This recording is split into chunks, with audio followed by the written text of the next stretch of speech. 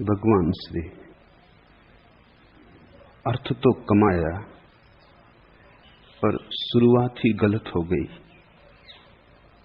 कोई 6-7 साल का ही था जब काम वासना सक्रिय हो गई और 10 से 36 की उम्र तक इस कदर वीर स्खलित किया कि कोई हिसाब नहीं। और यह भी बता दूं कि केवल 7 महीने ही मां के गर्भ में रहकर मैं बाहर आ गया था। आपका स्वभाव कल से बेचैन है। जब वह वीर न बचा सका तब प्रज्ञा कैसे पैदा हो।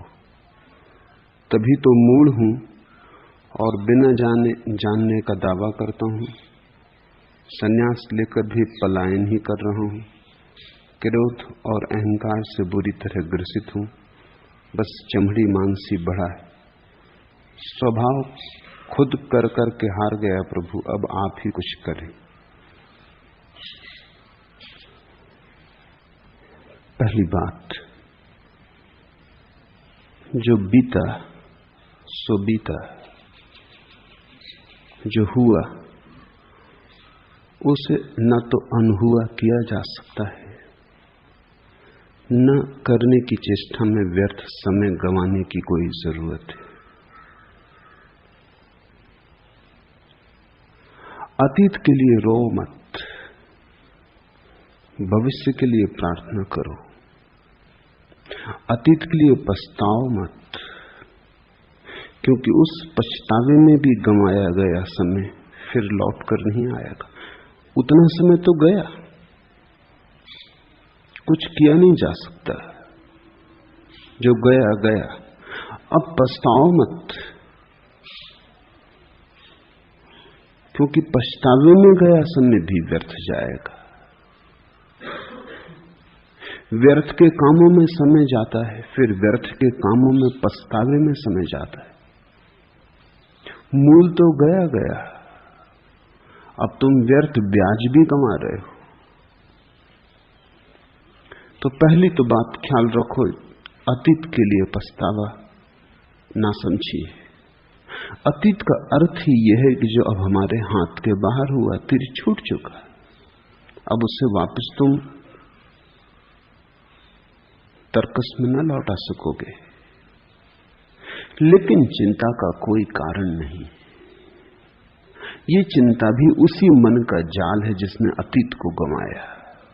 अब वही मन चिंतातुर होकर वर्तमान को गंवाएगा। तब किसी दिन भविष्य में जब भविष्य वर्तमान बनेगा, तुम पछतावे के लिए पछताओगे। ऐसा चक्र है, दुष्ट चक्र, जिसमें आदमी फंसता चला जाता है। बहुत ठीक से सभी के समझ लेने की बात है, किसी एक के नहीं, क्योंकि प्रश्न होंगे अलग अलग। लेकिन इस संबंध में सभी का प्रश्न एक है। अतीत के लिए सभी पछताते हैं। कोई काम वासना में गंवाया इसलिए पछताता है, किसी ने क्रोध में गंवाया इसलिए पछताता है, किसी ने लोभ में गंवाया इसलिए पछताता है। अतीत के लिए सभी पछताते हैं और इससे बड़ी कोई मूढ़ता नहीं। कुछ किया ही नहीं जा सकता। जब कुछ किया ही नहीं जा सकता, छोड़ो बात। कल नहीं जाग पाए सोए, फिक्र छोड़ो। अब तो बीते कल में जाग ना सकोगे। आज जागो, आज ही प्रारंभ है। देर कितनी ही हो गई हो, इतनी देर कभी नहीं हो जाती कि जीवन रूपांतरित ना हो जाए। अगर इतनी समझ भी शेष है कि अतीत मैंने व्यर्थ गंवाया, तो काफी समझ शेष है। एक किरण भी शेष है तो सूरज को खोजा जा सकता है। एक बीज भी शेष है तो पूरा उपवन निर्मित किया जा सकता है। और इतना कोई कभी नहीं गंवाता कि सभी कुछ गंवा दे। गंवा ही नहीं सकता, क्योंकि संपदा हमारा अंतर स्वभाव है।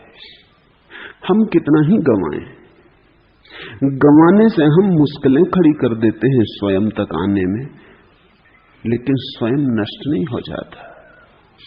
समय हम कितना ही व्यर्थ करें, इससे स्वयं व्यर्थ नहीं हो जाता।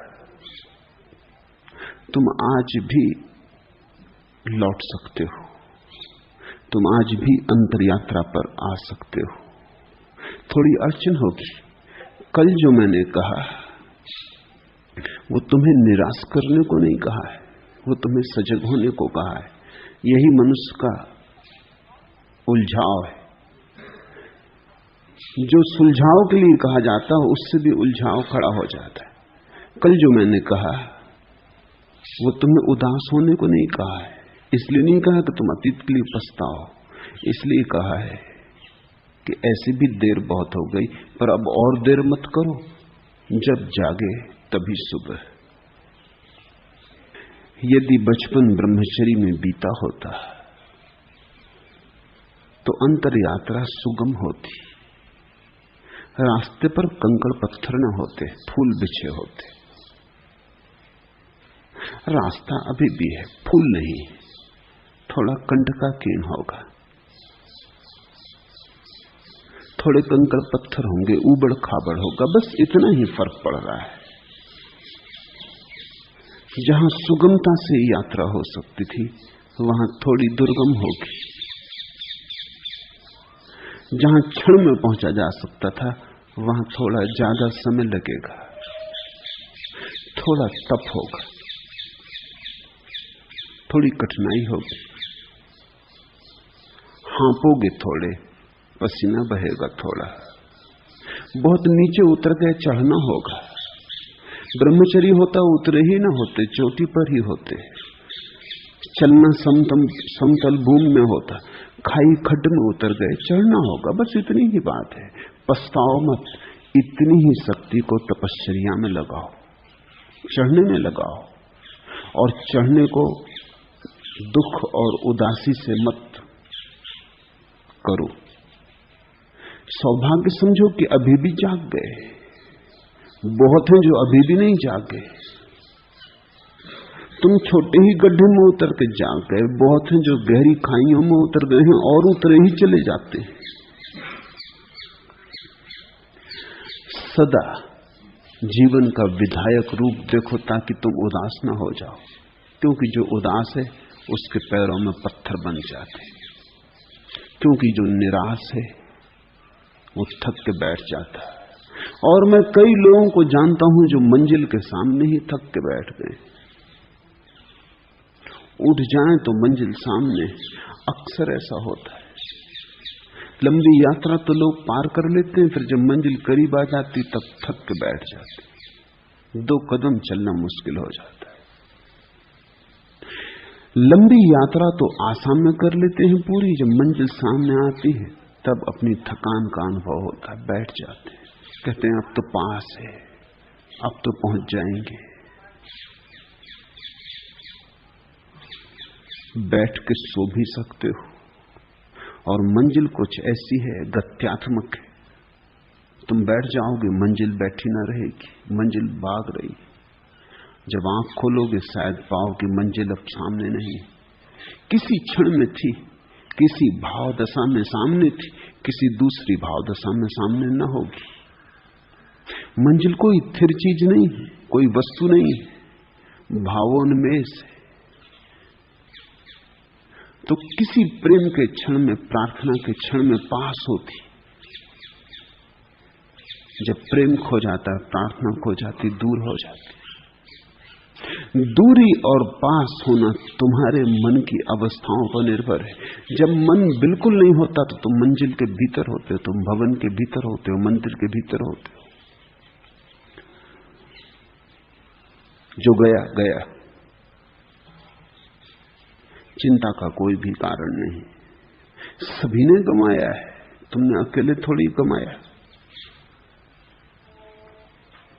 सभी भटके, तुम अकेले थोड़ी ही भटके हो। शायद भटकाव भी जरूरी था, शायद वही भटकाव तुम्हें मेरे पास ले आया है। इससे मैं कहता हूं जीवन को विधायक ढंग से देखने की दृष्टि।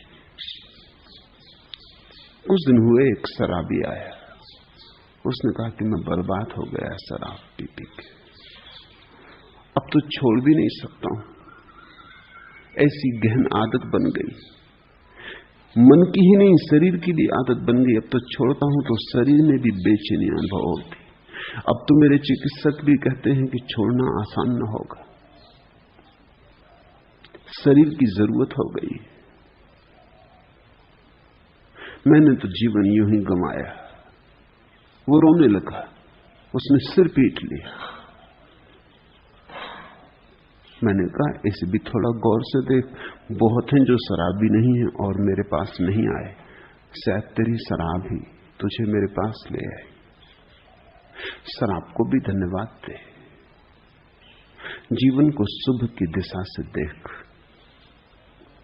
कभी कभी मंदिर का रास्ता मधुशाला से होके भी जाता है,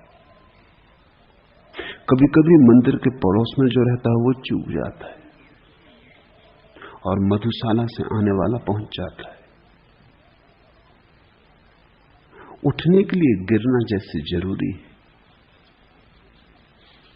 पाने के लिए खोना जरूरी है, नहीं तो पाने का पता ही नहीं चलता। इसलिए तो हम बचपन को खोते। अब दोबारा जब हम बचपन को पाएंगे, होश पूर्वक खोजेंगे, निर्मित करेंगे, तब हम समझेंगे उस सौभाग्य को। सभी बच्चे रहे, लेकिन किसने जाना उस सौभाग्य को, यूं ही गंवा दिया। और जीसस कहते हैं जो बच्चों की भांति होंगे वो मेरे प्रभु के राज्य के अधिकारी। और हम सभी बच्चे थे, और जब हम बच्चे थे तब हमें कुछ भी पता न चला कि हम प्रभु के राज्य के अधिकारी, राज्य के भीतर थे। पता कैसे चलता? मछली को पता चलता है सरोवर का जब मछुआ उसे जाल में खींच के रेत पे पटक लेता है, तब तरफड़ाती है, तब रोती चिल्लाती है, तब वो कहती हाय, ये जाना ही ना अब तक कि मैं सरोवर में थी। सरोवर को जानना हो तो रेत पर तड़फना जरूरी है, ऐसा जीवन का गणित है। तो घबराओ मत, जो हुआ हुआ, तड़फ लिए रेत पर काफी। इतना जीवन भी अगर शेष है कि तड़फन अनुभव होती है तो सरोवर दूर नहीं, कहीं पास ही। रेत से सरोवर कितने दूर हो सकता है? रेत जल के पास ही पास है, जल के किनारे पर ही रेत है। अगर तड़फ रहे हो, तड़फन को छलांग बनाओ, उछलो। कई बार तो ऐसा होता है कि आकस्मिक रूप से उछलती मछली रेत में पानी में वापस पहुंच जाती, रास्ता भी पता नहीं होता कहां जाए। तड़फ इतनी होती है कि आंखें अंधी हो जाती, बुद्धि धुंधली हो जाती, लेकिन तड़फ ही ले जाती, तड़फ ही ले गई है। भक्तों से पूछो, वो कहते हैं जो तड़फा उसने पाया, जो रोया उसे मिला। दिल भर के रो लो, आंसू धो देंगे। जीवन को लेकिन विधायक ढंग से देखो।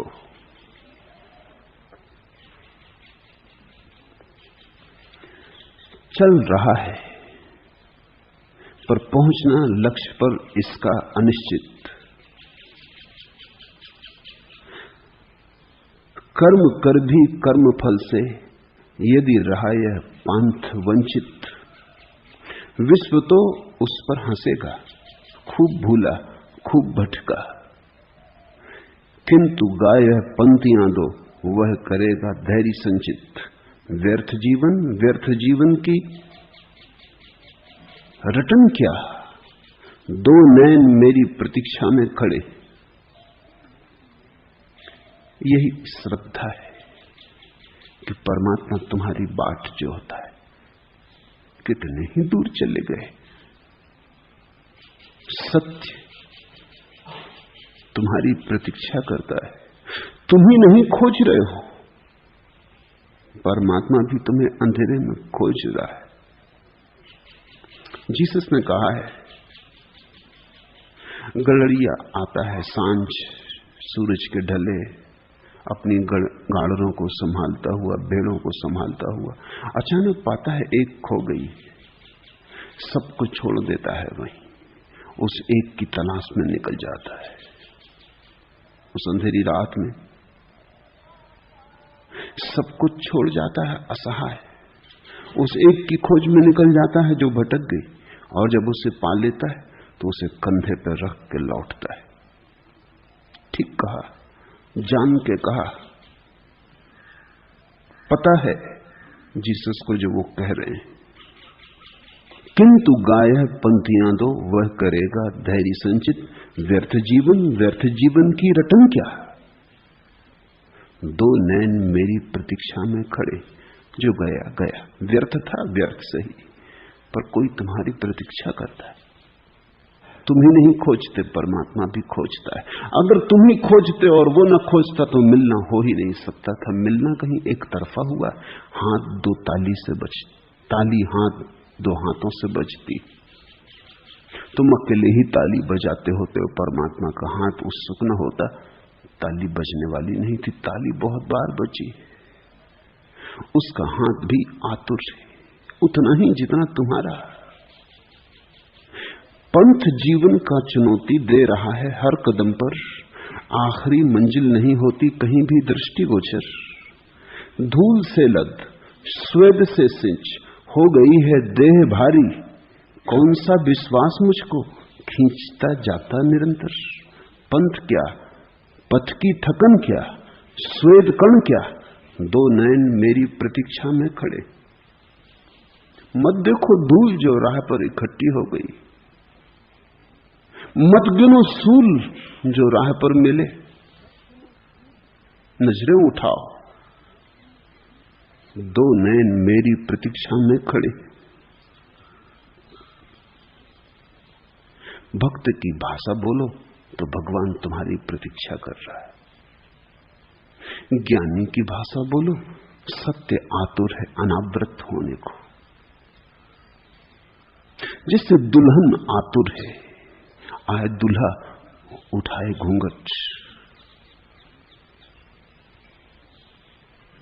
सत्य आतुर है, घबराओ मत, भूलों चूकों का हिसाब मत रखो। परमात्मा कृपण नहीं, कंजूस नहीं। पंडितों ने, पुरोहितों ने तुमसे कितना ही कहा हो कि वो तुम्हारे पापों का हिसाब रखेगा, मैं तुमसे कहता हूं वो पापों का हिसाब रख ही नहीं सकता।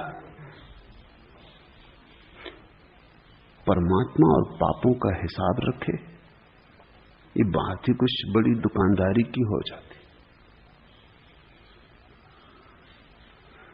तुम कितने ही भटको भूलो, तुम कितने ही अंधकार में निकल जाओ, उसका हाथ तुम्हें खोज ही रहा है। इसलिए विधायक दृष्टि को पकड़ो। पहली बात, जो हुआ हुआ। समझो कि देखा था एक दुख स्वप्न, इससे ज्यादा है भी नहीं तुम्हारी जिंदगी।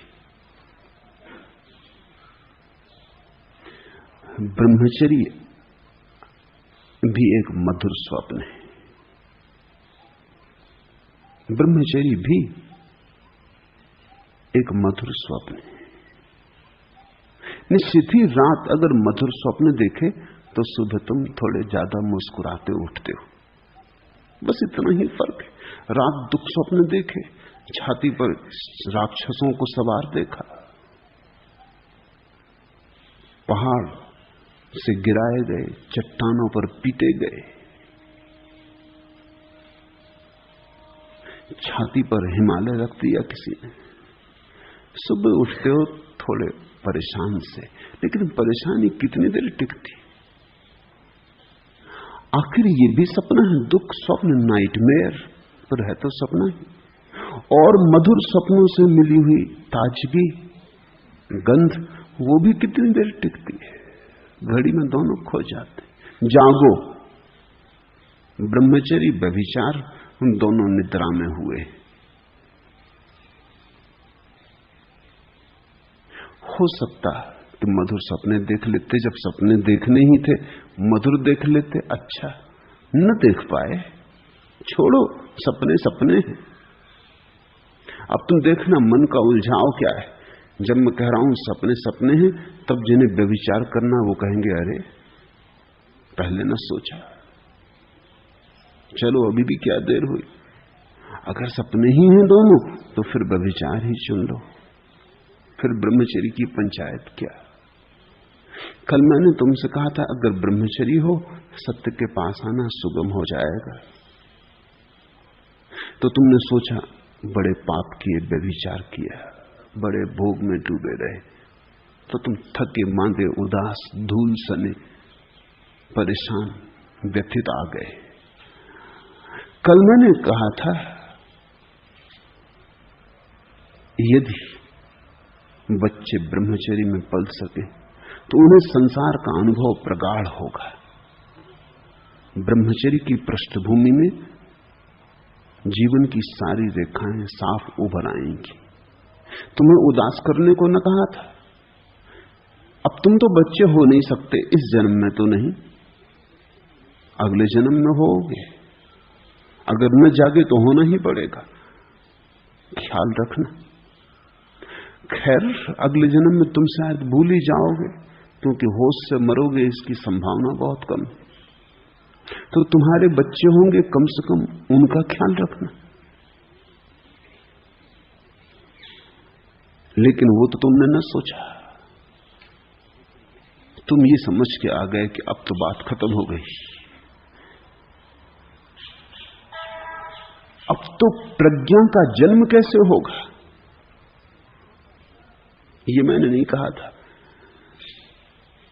कि प्रज्ञा का जन्म हो ही नहीं सकता, सुगम होता है, अब थोड़ा दुर्गम होगा।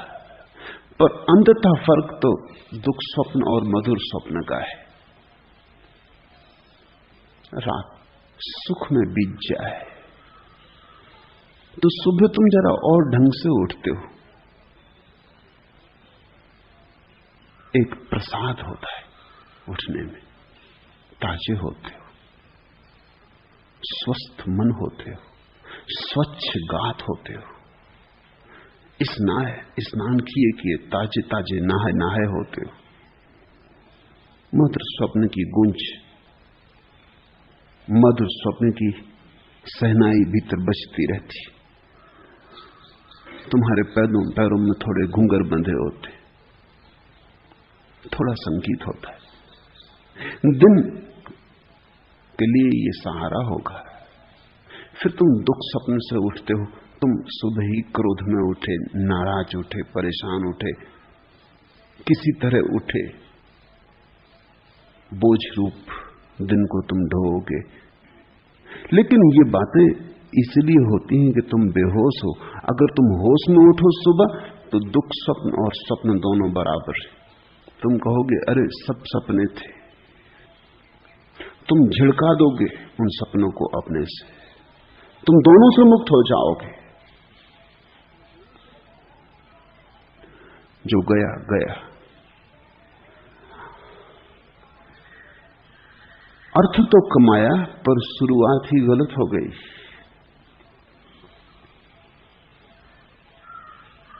कोई 6-7 साल का था तब काम वासना सक्रिय हो गई।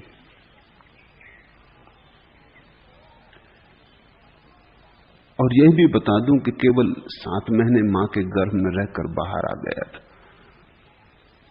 तुम्हें जान के आश्चर्य होगा कि मां के गर्भ से 9 महीने के पहले जो बच्चे आ जाते हैं, वैज्ञानिकों के पास उसका अभी कोई ठीक उत्तर नहीं है। लेकिन जिन्होंने जन्म मरण की गहराइयों में प्रवेश किया है, उन योगियों के पास उत्तर है। उनका उत्तर तुम ख्याल रखो, शायद आगे काम आ जाए। पीछे तो काम आने का अब कोई उपाय न रहा।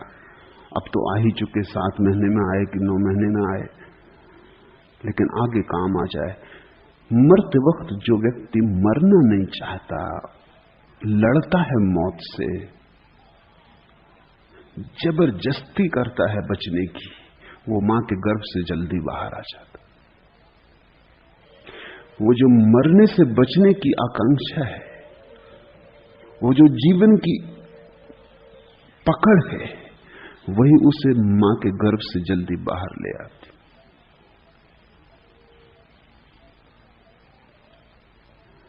अगर मरते वक्त कोई शांत मन स्वीकार भाव से मरे, मौत को अंगीकार करके मरे,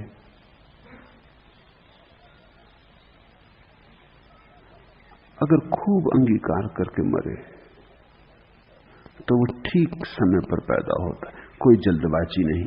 उसकी मृत्यु भी शांत समय पर होती, उसका जन्म भी शांत और समय पर होता है।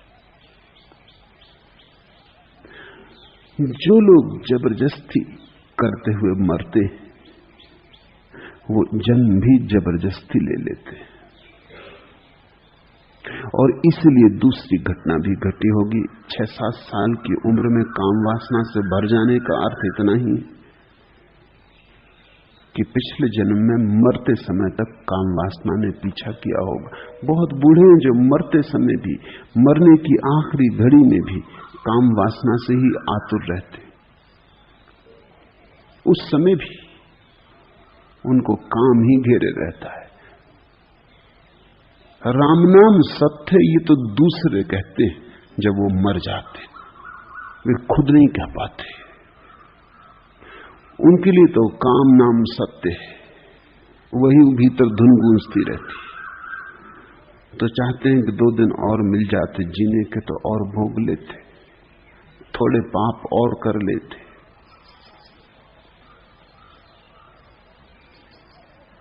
एक आदमी मर रहा था,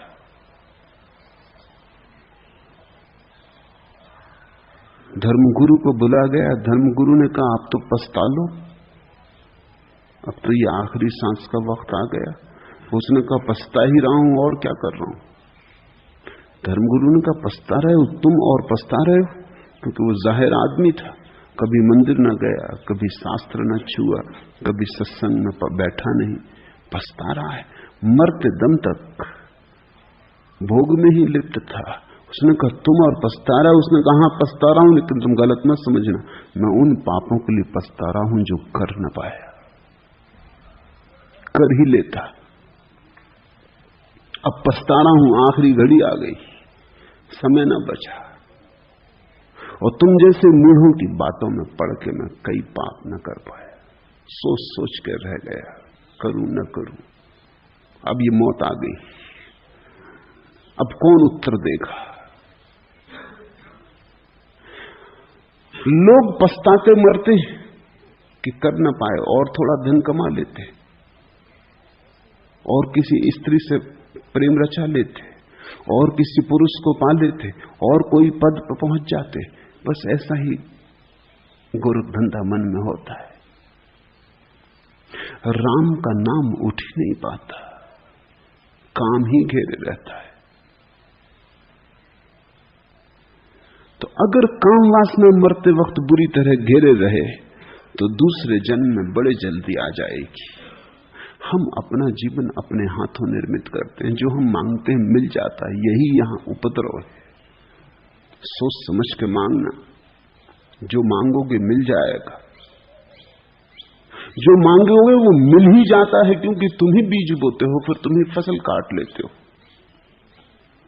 मरते वक्त अगर काम वासना रही, तो अगले जन्म में जल्दी ही काम वासना के बीज पक जाएंगे। अगर मरते वक्त राम की याद रही और काम का कोई भाव न रहा, तो अगले जन्म में ब्रह्मचर्य आसान हो जाए। राम के भाव में डूबा जो मरता है, उसने काम के बीज को दग्ध करने के लिए बड़ा उपाय कर लिया, वो देर तक ब्रह्मचर्य में जी सकेगा। इसी आधार पर तो हम जब कोई मर जाता है तो उसकी अर्थी के आसपास राम नाम सत्य कहते हैं। इसी आधार पर तो गंगा जल उसके मुंह में डालते हैं। वो खुद तो न कर पाए, वो तो शराब में रहे, गंगा जल जचा नहीं। वो खुद तो नाम न ले पाए, मरते आदमी के कान में हम गायत्री पढ़ते हैं,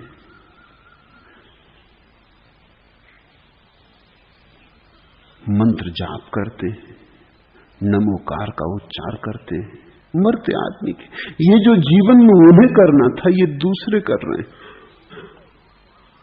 ये औपचारिक हो गया, लेकिन कभी ऐसा था कि ये औपचारिक नहीं भी था, और किन्हीं के जीवन में अभी भी नहीं। तब इसमें एक संगति है। एक आदमी जो खुद अपने जीवन में मंत्रोच्चारों में डूबा रहा, जिसने मंत्रों का संगीत अनुभव किया, अब मर रहा है। अब खुद की जिह्वा शिथिल हो गई, अब खुद के ओंठ उच्चार नहीं कर पाते। वो किसी और से कहता तुम उच्चार करो, मैं तो अपने ही मौसम में मरना चाहता हूं। अब वो किसी और से कहता है कि तुम गाओ, गुनगुनाओ, अब मेरी तो सामर्थ्य गुनगुनाने की ना रही, अब मैं तो डूबा जाता हूं। लेकिन डूबते क्षण आखिरी बात जो मेरे कान में पड़े, वो मेरा ही संगीत हो, वो मेरा ही प्रभु स्मरण हो। जीवन भर गंगा से नाता जोड़े रहा। गंगा यानी पवित्रता, गंगा यानी सुचिता, गंगा यानी जीवन का कुंवारापन। जीवन भर गंगा से साथ जोड़े रहा। मरते वक्त कहता अब मैं तो जाता हूं, अब मेरे हाथ तो शिथिल हुए जाते, लेकिन जाते जाते आखिरी स्वाद मेरे मुंह में, मेरे ओंठों पर गंगा का हो, क्योंकि जो आखिरी स्वाद है वही पहला स्वाद बन जाएगा। ये गंगा की याददाश्त में ही डूबूं, ताकि जब फिर आंख खुले, फिर नया जन्म हो, फिर जीवन की कली खिले और फूल बने, तो मैं गंगा से भरा ही बाहर आऊं। तुम इससे छोटा सा प्रयोग करके देखो। रात सोते समय जो तुम्हारा आखिरी विचार हो, उसका ख्याल कर दो। तुम पाओगे सुबह जागते वक्त वही तुम्हारा पहला विचार होगा, ठीक वही होगा। अगर तुम रात धन की सोचते सोचते सो गए हो, तो तुम सुबह धन की सोचते सोचते उठोगे। अगर रात तुम किसी चिंता में दबे दबे सो गए हो, तो उसी चिंता में सुबह तुम उठोगे। रात भर भी वो चिंता तुम्हारे आसपास सरकती रहेगी, उसकी हवा बहती रहेगी, उसका वातावरण बना रहेगा। तुम्हारे कमरे में चिंता का आवास रहेगा। तुम सोए रहोगे, चिंता तुम्हारे चारों तरफ गिलाफ की तरह लिपटी रहेगी। वो प्रतीक्षा करेगी कि जागो तो मैं हाजिर हूं सेवा के लिए। अभी तुम बेहोश हो गए हो, ठीक है, मैं राह देखूंगी। लगाव है तुम्हारा इतना, जाए भी कैसे। सुबह उठते ही तुम उसे द्वार पर खड़ा पाओगे। इसे थोड़ा विचार करना, खोजना, प्रयोग करना। ठीक यही जीवन के विराट पर भी लागू है। मरते वक्त जो आखिरी विचार होगा, वो जन्मते वक्त पहला विचार होगा। इसलिए हर बच्चा एक जैसा पैदा नहीं होता, क्योंकि हर आदमी एक जैसा मरता नहीं। यहां जिंदगी ही अलग अलग नहीं, मौत भी अलग अलग है। यहां व्यक्तित्व इतना महत्वपूर्ण है। यहां तुम अपनी छाप मौत पर भी छोड़ जाते हो। जिंदगी पर तो छोड़ते ही हो, तुम्हारे हस्ताक्षर होते हैं जिंदगी पर मौत पर भी छोड़ते हो। मौत जैसी सूक्ष्म चीज भी तुम्हारे हस्ताक्षरों को ले लेती है। हर आदमी अलग ढंग से मरता है। एक ज़ैन फकीर मर रहा था। उसने अपने शिष्यों से पूछा, सोनू जी, तुमने कभी किसी आदमी को खड़े खड़े मरते देखा? उनमें से एक ने कहा, देखा तो नहीं, लेकिन सुना है कि कभी एक फकीर खड़े खड़े मर गया है। क्यों, क्या बात है? उसने कहा कि अब मैं सोच रहा था किस ढंग से मरने का वक्त आ गया। अपने ही ढंग से मरना चाहिए, तो दूसरे ढंग से क्या मरना? खाट पर लेटे लेटे सभी मरते, ये भी कोई बात हुई? कुछ अपना हस्ताक्षर हो। उसने कहा तुमने फिर कभी किसी को शीर्षासन करते हुए मरते सुना? ये तो सुना भी नहीं, सोचा भी नहीं। शीर्षासन करते हुए मरना, शीर्षासन करते हुए तो आदमी सो भी नहीं सकता, मरना तो बहुत दूर की बात है। शीर्षासन करते हुए तुम सो नहीं सकते, झपकी नहीं खा सकते, क्योंकि खून इतनी तेजी से दौड़ता है, मस्तिष्क में सोओगे कैसे? इसलिए तो हम तकिया रखते हैं रात में, ताकि खून जरा कम चढ़े सिर में, नींद ठीक से आए। बिना तकिए के नींद नहीं आएगी, क्योंकि सिर थोड़ा नीचे पड़ जाएगा शरीर से, खून ज्यादा दौड़ेगा। तो जब तकिए की जरूरत है तो शीर्षासन में तो नींद भी नहीं लग सकती। पर उसने कहा कि छोड़ो भी, जब मौत आएगी तो वो ये थोड़ी देखेगी कि हम शीर्षासन कर रहे हैं, नींद भला न लगे। मगर मौत किसी की प्रतीक्षा नहीं करती, चाहे खड़े चाहे बैठे, वो तो ले ही जाएगी। चलो हम भी एक मौका देख के देख लें, अगर मौत इस तरह ना आती हो तो एक तरकीब मिल गई आदमी को बचने की। जब आया मौत, खड़े हो गए शीर्षासन लगा के। उसने शीर्षासन लगा के खड़ा हो गया। शिष्य भी घबरा गए और कहते हैं वो खड़ा हो गया और उनको लगा कि मर भी गया, लेकिन अब उसको शीर्षासन से उतारें कैसे, बड़ा भय लगने लगा। कोई आदमी खाट में मर जाए, अर्थी पे बांध लो, अब ये शीर्षासन में खड़े हैं, अब इनको अर्थी पे कैसे बांधो? तो उन्होंने कहा ठहरो, कुछ भी करना उचित नहीं, पता नहीं इस ढंग से न कभी कोई आदमी मरा, न कोई रीत रिवाज है। इसकी बहन पास में ही एक दूसरे आश्रम में, उसको बुला लाओ, वो इसको जानती, वो भी 60 साल उसकी उम्र थी। वो आई और उसने कहा कि सुनो, जिंदगी भर भी तुम उपद्रव करते रहे, अब मर के तो बाज आओ, जैसे आदमी मरते ऐसे मरो। उसने एक धक्का दिया। कहते हैं वो फकीर मुस्कुराया, गिर के मर गया।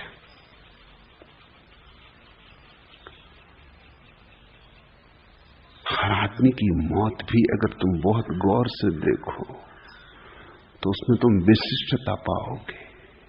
कोई रोता चीखता मरेगा, कोई शांत मौन मरेगा, कोई गीत गुनगुनाता मरेगा, किसी के पास तुम्हें लगेगा कि नृत्य चल रहा है, एक संगीत बज रहा है, एक ओंकार की ध्वनि हो रही। किसी का चेहरा तुम पाओगे मर के कुरूप हो गया, और किसी का चेहरा तुम पाओगे ऐसा सुंदर कभी भी ना था।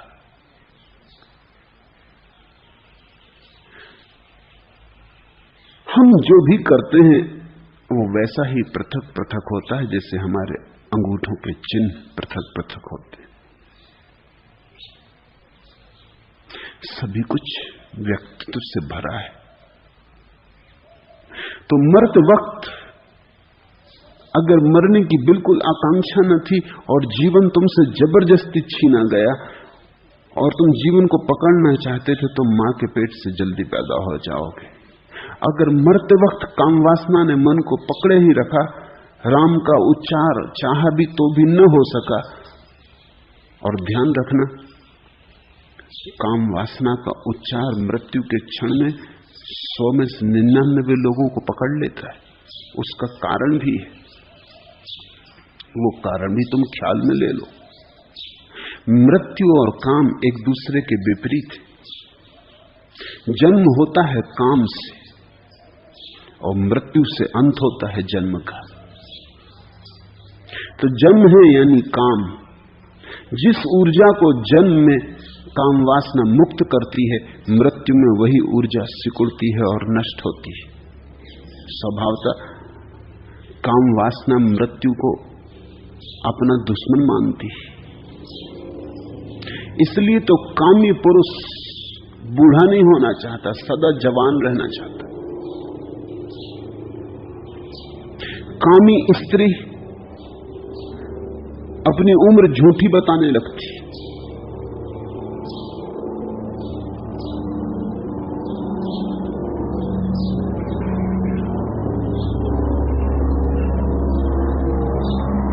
कल ही मैं एक छोटी सी कहानी पढ़ रहा था। एक युवती अपनी मां से बोली, मां का जन्मदिन था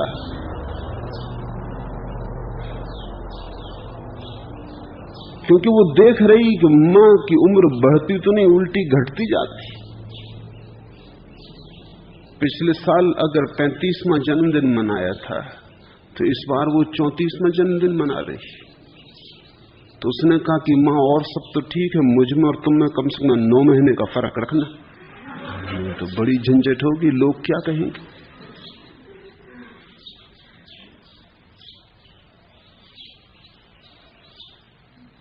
स्त्रियों की उम्र ठहर जाती है कहीं ना कहीं, फिर वो 2-2 साल 3-3 साल में 1-1 साल बढ़ती, बड़ी झिझक के बढ़ती, बड़ी मुश्किल से बढ़ती। बुढ़ापे का भय। पश्चिम में स्त्रियां बच्चों को दूध नहीं पिला रही, क्योंकि दूध पिलाने से स्तन बूढ़े हो जाते।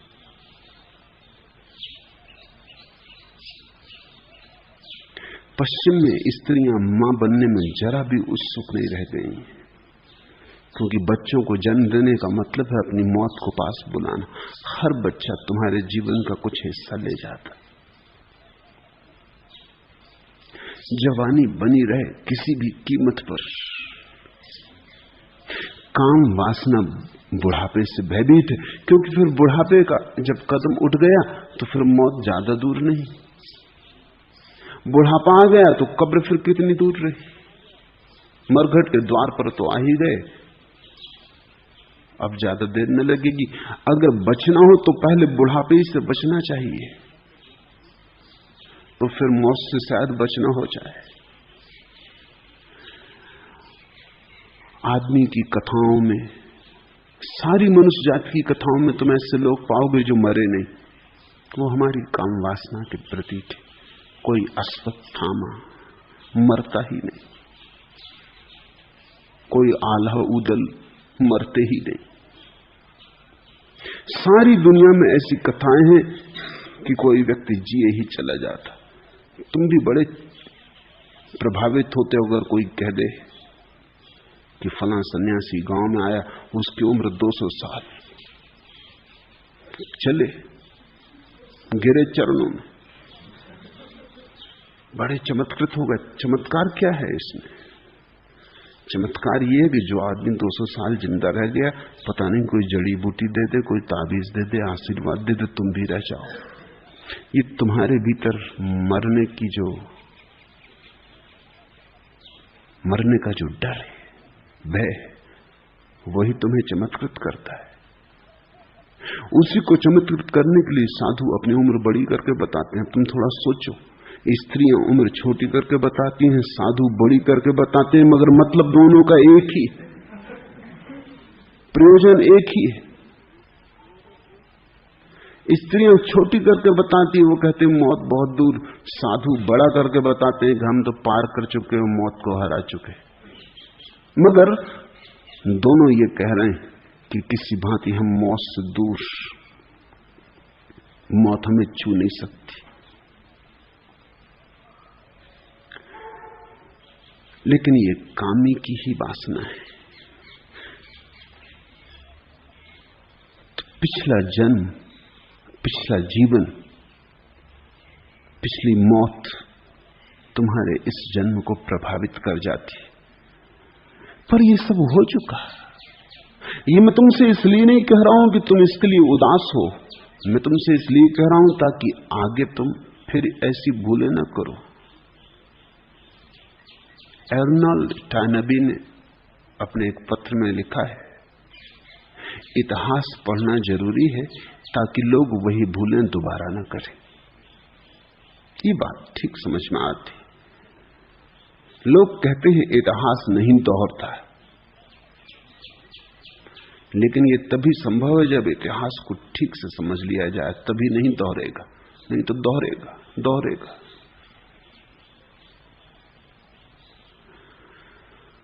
जो मैं तुमसे कह रहा हूं वो तुम्हें उदास करने को नहीं, बल्कि तुम्हें भविष्य के प्रति आशा से भरने को, कि अब तुम्हारे हाथ में सूत्र है, अब तुम दोबारा उस भांति मत मरना, और अब तुम दोबारा काम वासना से भरे मत भरना। यही मैं तुमसे कहता हूं कि मरते वक्त काम वासना बहुत जोर से पकड़ती। तुमने देखा जब दिया बुझने लगता तो भभक के जलता एक बार, ऐसा जलता है जैसा कभी नहीं जला था।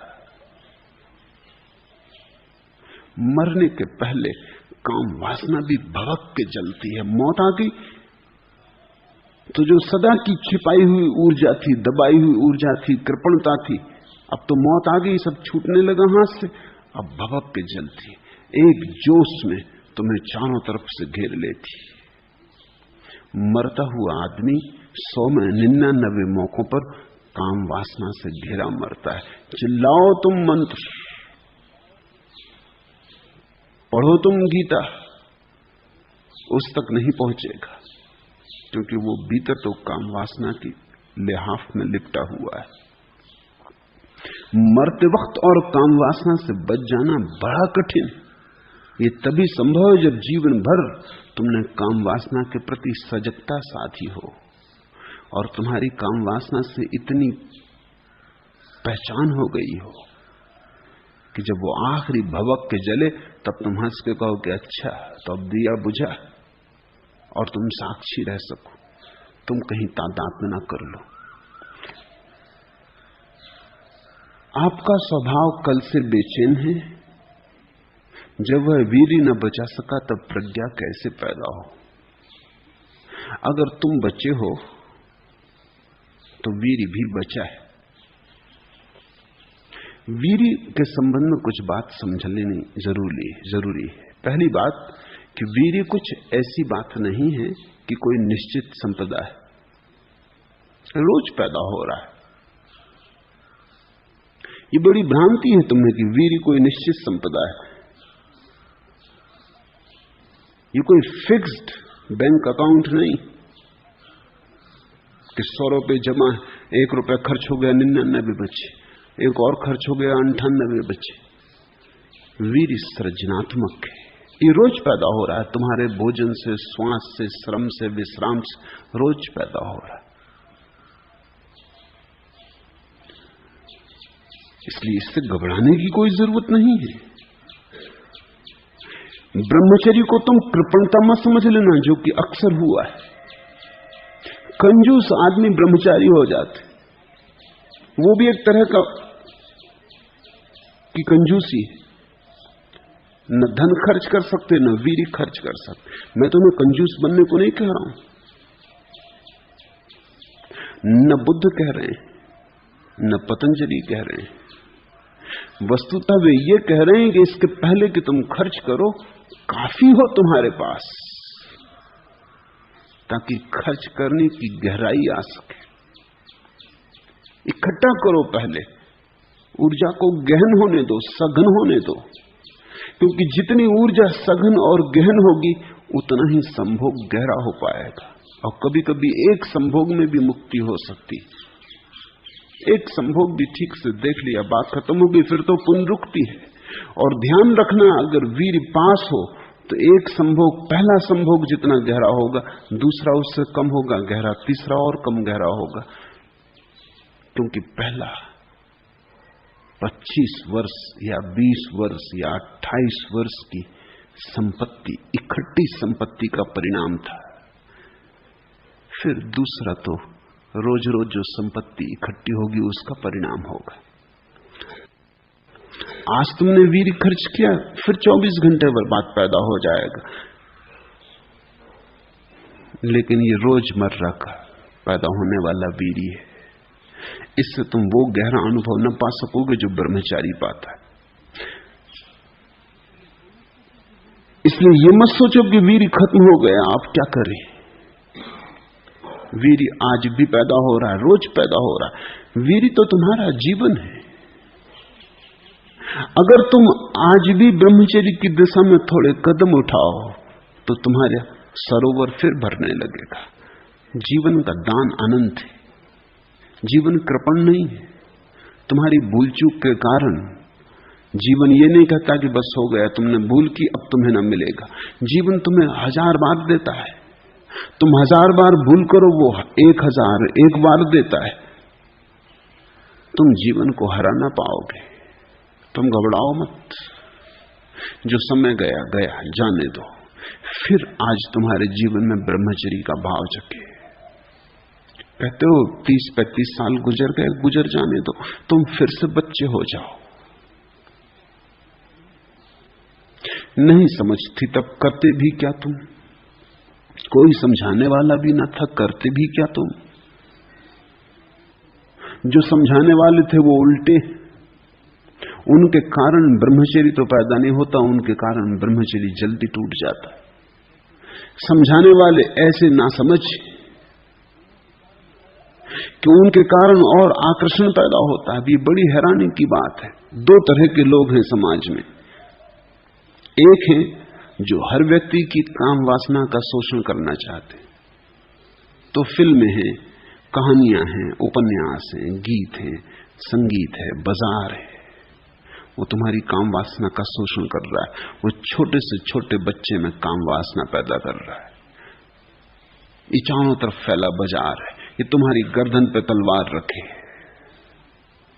ये जानता है कि काम वासना बड़ी गहरी है, इसलिए हर चीज को काम वासना से बेचो। कार बेचनी है, कार अकेली नहीं बिकती, नग्न स्त्री उस पर उसके साथ होनी चाहिए खड़ी।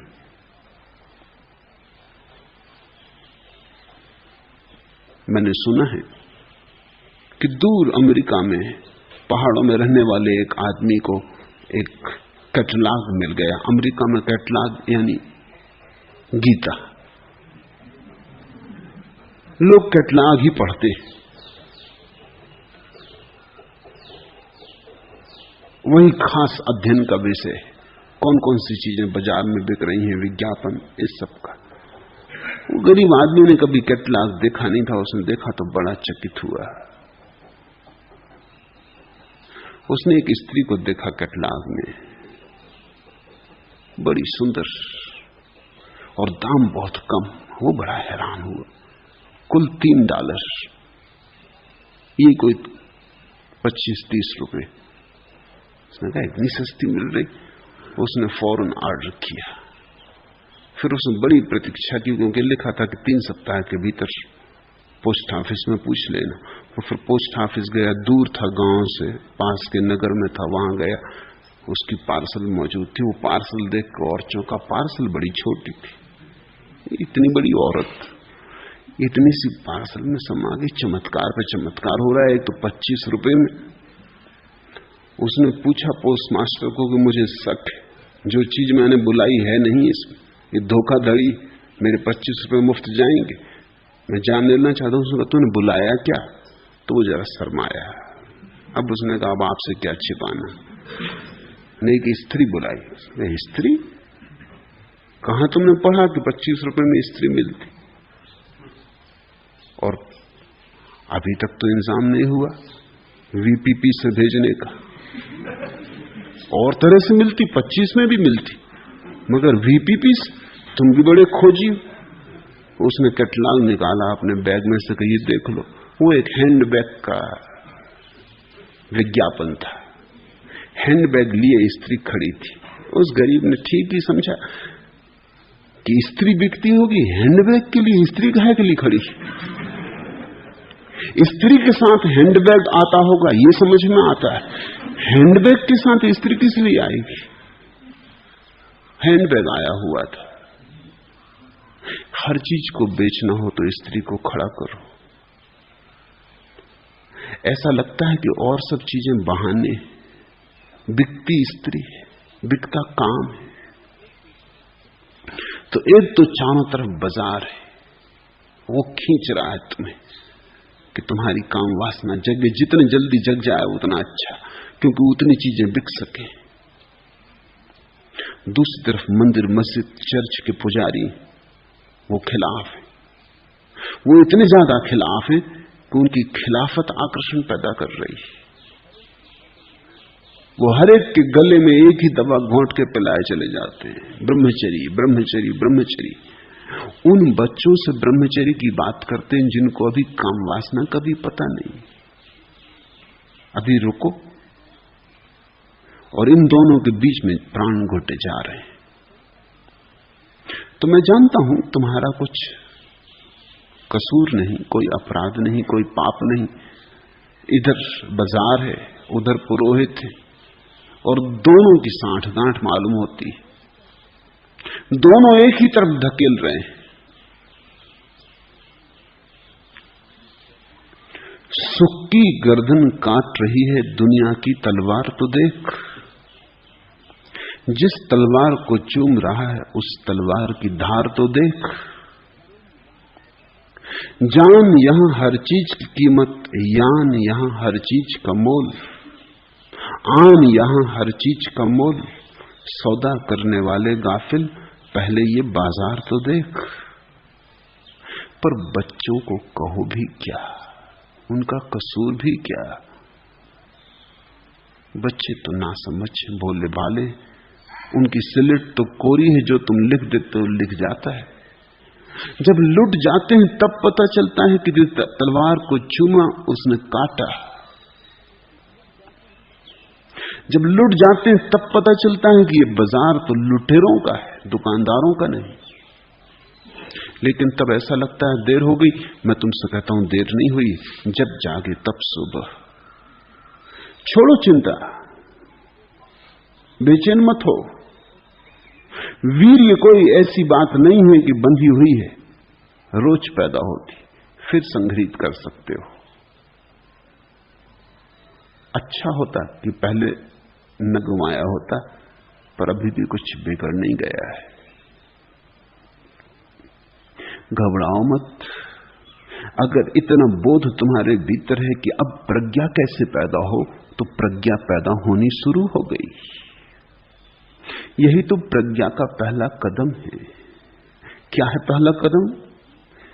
कहा है तभी तो मूढ़ हूं और बिना जाने जानने का दावा करता हूं। अगर ये समझ में आ गया तो प्रज्ञा ने पहला कदम लिया। संन्यास लेकर भी पलायन ही कर रहा हूं। अगर समझ में आ गया तो पैर कब तक भगाए रखेंगे? क्रोध और अहंकार से बुरी तरह ग्रसित हूं। अगर ये दिखने लगा तो बीमारियों से फासला होने लगा। बस चमड़ी मानसी बढ़ा है। जिससे ये समझ में आ गया उसकी प्रज्ञा के बढ़ने का क्षण आ गया।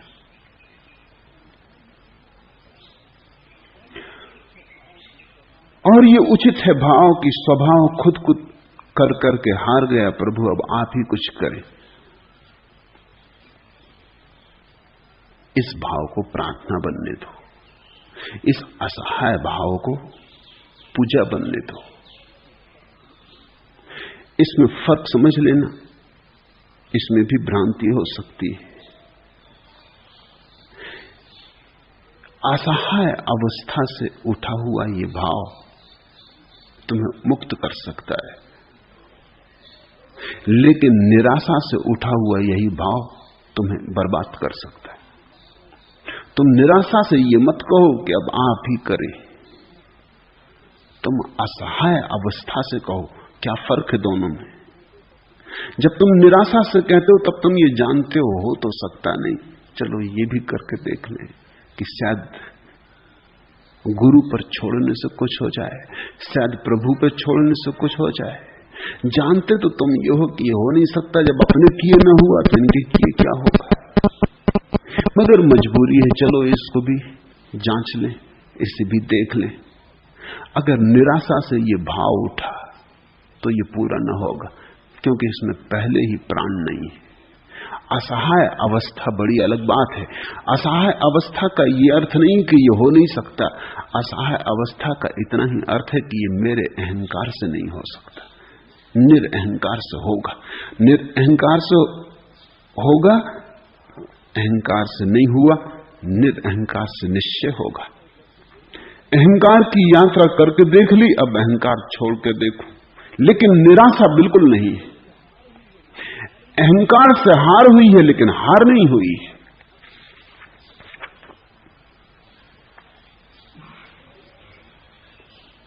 लुट गए तन के रतन सब, लुट गए मन के सपन सब, तुम मिलो तो जिंदगी फिर आंख में काजल लगाए। निराशा नहीं है, आंखें तैयार हैं, काजल लगाने का मन तैयार है। पर अब तक जिस ढंग से काजल लगाया ना लगाएंगे, उससे तो आंखें अंधी ही हुई, सुंदर न हुई। लुट गए तन के रतन सब, लुट गए मन के सपन सब।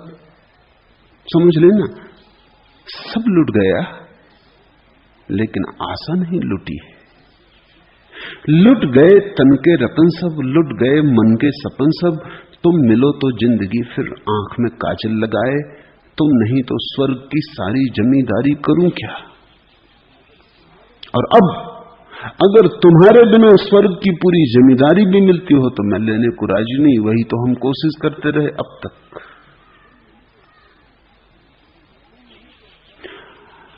तुम नहीं तो स्वर्ग की सारी जमींदारी करूं क्या, तुम नहीं तो मांस तो सांस की दिन रात रखवाली करूं क्या। तार हूं मैं सिर्फ, है झंकार तो इसमें तुम्हारी, तुम नहीं तो एक मुट्ठी धूल यह कुंवारी करूं क्या। अब न दरवाजा लगाओ, खोल सांकल पास आओ, यह न इस जन्म भी डोली अकेली लौट जाए। तुम मिलो तो जिंदगी फिर आंख में काजल लगाए। असहाय अवस्था में उठी प्रार्थना में निराशा नहीं, निराशा में पकड़ी गई असहाय अवस्था में प्राण नहीं।